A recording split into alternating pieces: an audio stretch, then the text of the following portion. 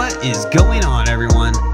We are here. It has been a long week, and we finally have our list. And today's episode is top 5 Will Ferrell movies. And I'm just going to be flat out honest with you. I am not the biggest Will Ferrell fan. Don't hate him. Don't like, just not a big, he's not one of my favorites. It's really all there is to it. However, I think he does have a lot of good movies. He doesn't have the selection, I think, as some of these other guys we've done already. But, and some of the people that are coming afterwards are kind of going to be in the same scenario as far as selections. But I do feel like Will Ferrell is a top from the majority of people. I do think that he's one of the top candidates for to have their own list. I think he's a favorite from everybody, so I will give him his honors on that. I'm curious about this list. I think this is going to rub a few people different ways, but I do think that there is a clear top 5. Correct me if I'm wrong. You guys will comment. I know you guys will let me know. I don't want to ramble. I want to kind of keep these videos a little bit shorter. With all that being said, we will start with number 5, Elf. I'm trying to be as honest as possible. I'm not even the biggest Elf fan. I do think it's a classic Christmas movie. I think a lot of people like it. I'd like it. I don't want to sit here and act like, oh yeah, it's terrible, turn it off. I think it's really hyped and it is good, but is it that good? I don't know. Grinch beats Elf all day long, but I do think that if we did like a top Christmas list, I think that I'm curious on where Elf would land in that. We'll do that one of these days. At number 4, we have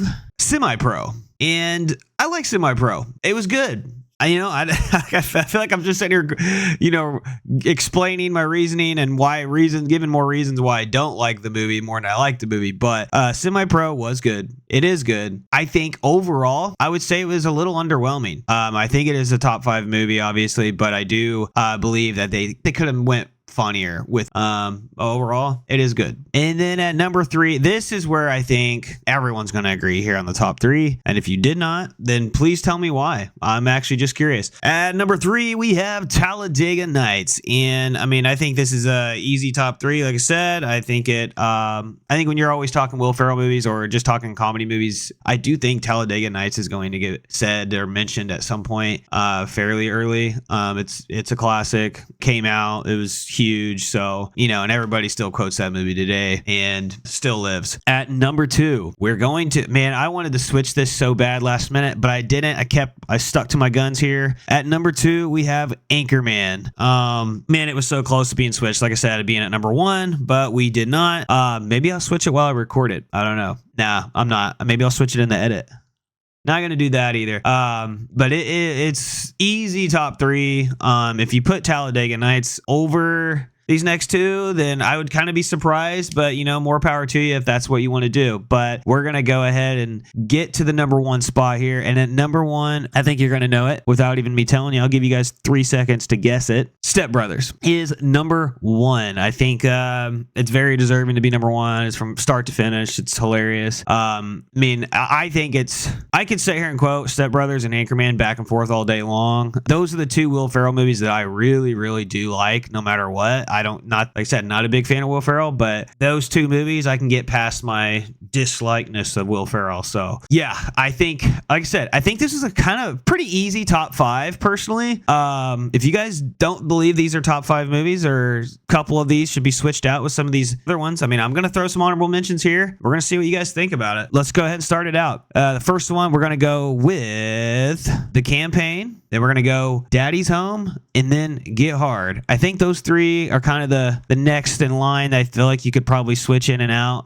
Whatever one you want to switch out, I think those are the 3 that could probably get in there. Other than that, I just think he has more just like cameo kind of appearances in a lot of the other movies. And to be quite honest with you, maybe someone says Night at the Roxbury. I didn't really like that movie that much. I thought it was overhyped at how funny it was. I didn't think it was that funny. So, I don't know. It's kind of iffy. I feel like this is more of a Will Ferrell bashing than it is a top 5, supposed to be more positive and uplifting of his movies. But just throwing it out there, Night at the Roxbury, I didn't really like it that much. So that's why it's not in my honorable mentions. Probably, I should do like a dishonorable mention movie. That actually be, should do dishonorable mentions. And I can almost guarantee you what my number 1 is going to be. I do think we got a couple there, though, that could definitely compete for the dishonorable mentions. And this is for all actors, not just Will Ferrell. Maybe that's something we could do here before too long. I'll probably get all the main actors first. Then we're going to do dishonorable mentions, or maybe just do a whole list of like best movies out of all of them, and then do a top 5 worst movies of all of them. I don't know.